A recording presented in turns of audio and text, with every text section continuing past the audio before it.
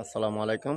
সম্মানিত কৃষি অফিস সংক্রান্ত অফিসাররা, সিনিয়র বড় ভাইরা যারা আছেন এবং কৃষি বিষয় নিয়ে যারা কাজ করেন তাদের অবগতির জন্য একটা বিষয় জানাচ্ছি। গতকালকেও মাঠ পরিদর্শন করছি, কোনো ধরনের সমস্যা দেখা যায় নাই। আজকে মাঠে আসার পর দেখলাম বেশ কয়েকটা জমিতে এই সমস্যা দেখা যাচ্ছে।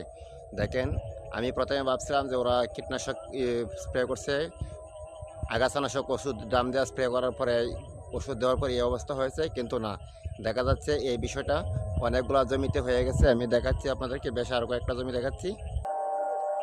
দেখেন, এটা আর একটা জমি, এই জমিটার একই অবস্থা হয়ে গেছে এবং এটার এই সাইডেও এই অবস্থা হয়েছে, এইদিকেও এই অবস্থা হয়ে গেছে। হঠাৎ করে মনে হচ্ছে একটা গরম হাওয়া, জানি না কোন কারণে এই অবস্থাটা হয়েছে।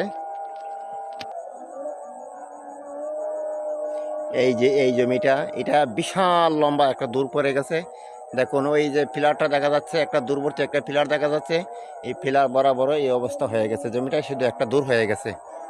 আমি পাশে আরো একটা জমি দেখাচ্ছি, পাশে আরেকটা জমি এই যে দেখেন, এটা আর একটা জমি।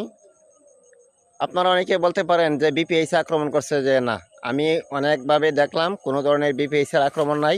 দেখেন, এইটার পাশে আরেকটা জমি, এই জমিটার একটা অংশ দেখেন কি অবস্থা হয়ে গেছে। একটা চক্কা মানে একটা সাইড হঠাৎ করে এই অবস্থা হয়ে গেছে। আমি প্রথম যখন এই 4টা বাজে দেখলাম, আসার পরে দেখলাম মাঠে অনেক কৃষক।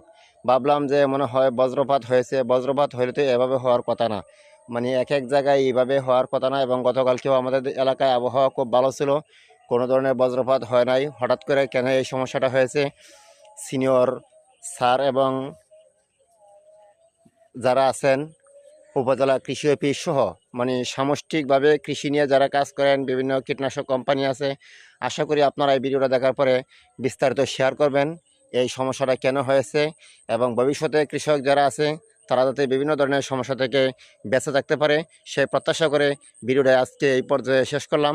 আপনারা যারা ভিডিওটা ফেসবুক এবং ইউটিউবে দেখবেন, কৃষকদের স্বার্থে, আমার ব্যক্তিগত স্বার্থে না, কৃষকদের স্বার্থে ভিডিওটাকে শেয়ার দিয়ে ছড়িয়ে দিবেন। এবং যাদের এলাকায় এই ধরনের সমস্যা হচ্ছে আপনারা কমেন্টের মাধ্যমে জানাবেন। সবাইকে ধন্যবাদ। আল্লাহ হাফেজ।